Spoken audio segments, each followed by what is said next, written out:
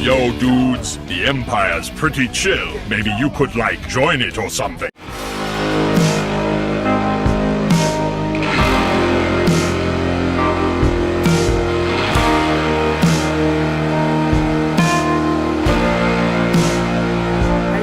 Lucimus Prime here, and it's time for a new action figure unboxing and review.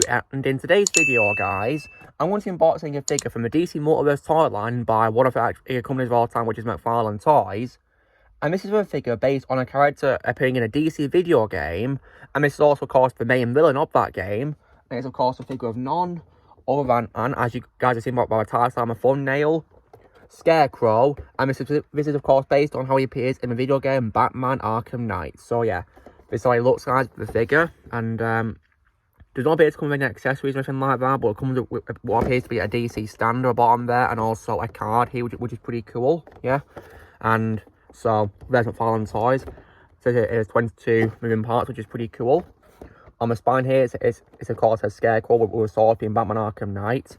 Unlike my Arkham City figure I got, it doesn't have the Arkham Knight, like, you know, logo on here, just a DC Multiverse. How strange. On this other spine, just a Scarecrow there. And there's a picture of him. Look at that, that looks really cool, doesn't it? Yeah, great artwork of him, based on how he appears in the game. When it comes to Scarecrow in the game, though, I definitely really loved him in the game. Of course, voiced by John Noble, but he's my favourite voice role of John Noble. One of his best performances, in my opinion. He did a really great job voicing him.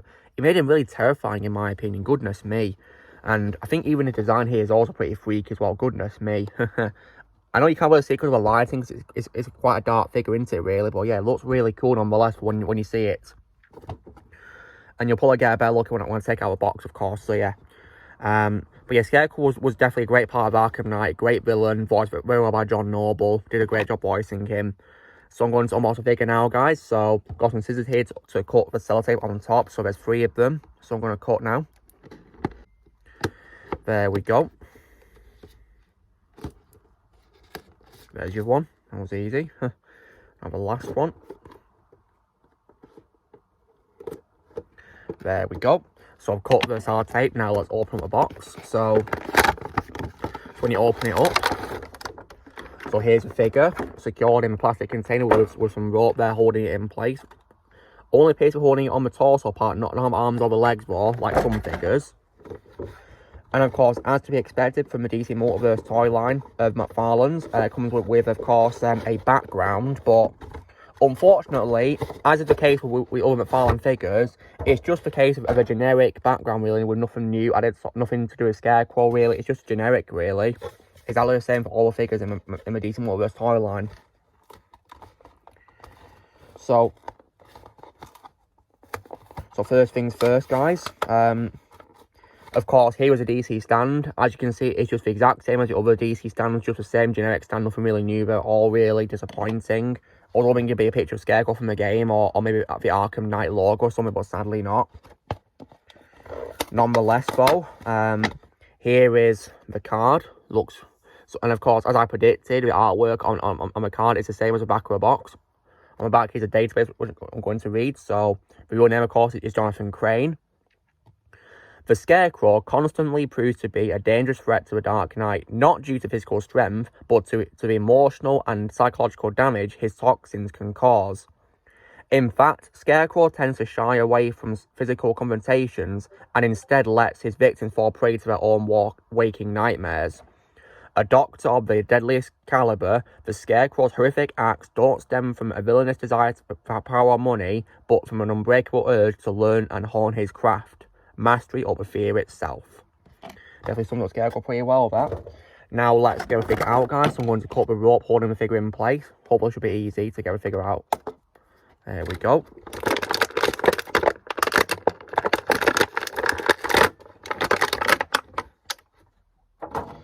And just like that, there's a figure right there, guys. Looks pretty cool, that, yeah, really cool. So it's quite, you know, a dark figure, because most of the colour from his black, really. There's like a few bits of brown on him, but yeah, it looks really good nonetheless, though. Really good. Yeah, and so in terms of portability, the head can move pretty well. I think it's on like a ball joint, I think, based on the movement of it. It can go 360 degrees as well, which is pretty cool, and yeah, and He's got like some sort of like rope on him there as well, as just like in the game, yeah. Arms can also move upwards too. They can't go all the way, but due to, of course, his clothing blocking them, sadly. So you can't really do if he's, you can do if you want to, but yeah, not too much though. Yeah. They can also go to a side too. Quite secure when it goes to a side ball like this. But the left one, however, can't really do it, to be honest. I don't know why. How strange. As for elbows folding, this one can fold pretty well. And left one as well can, which is pretty nice. Yeah. And hands can also move a little bit, but they're quite secured though, compared to other McFarlane figures I have. Yeah. Oh yeah, I do love how his right hand has like his, you know, his injections on it, you know, for his fear toxic, which is pretty cool. As for the legs, they can move forward. They're also quite secured though, they're not too loose or anything like that, like some figures, and they can also go to the side too, like this. But they're also secured for that as well. Knees can also fold too, as well, which is good, like this. Yeah.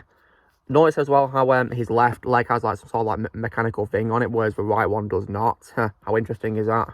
Really interesting. But yeah, that's how he plays in the game. But yeah, nonetheless, though, it's definitely, you know, a really cool figure of Scarecrow. And yeah, so you can probably see him there with the lighting and all that there. Yeah, it's a shame that, you know, the figure's so dark because you can barely see it, really, to be honest. Yeah, but nonetheless, though, it's a great figure of Scarecrow, nonetheless. He was a great villain in the Arkham Knight game, really was. And Jonathan and Crane, you know, is a very terrifying villain as Scarecrow, for sure. I do also love how Arkham City, my favourite DC game of all time, actually has an Easter egg, which was Shadow Scarecrow's return in this game, which is pretty awesome, isn't it? Really amazing how they predicted that to happen, yeah, really amazing. Yeah, mind-blowing for its time when it predicted that game coming after it all those years later. Yeah, wow. So yeah, anyway guys, this is me unboxing my figure of Scarecrow based on how he plays in Batman Arkham Knight by McFarlane Toys and the DC Multiverse toy line. So you know the drill, guys. Be sure to give this video a like. Also, be sure to let us know in the comments what you guys think of the figure of Scarecrow. If you have it, let me know in the comments what you think of it. If you think, I guess I'd recommend if you like DC figures or Scarecrow as a character, or Batman and or DC Multiverse and McFarlane Toys in general, or is a must in my opinion. Also, be sure to join Team Prime and subscribe to movies coming in the future. If you would like to be a member, you can on using a piece of ads or you can do a subscription, and I'll see you all later.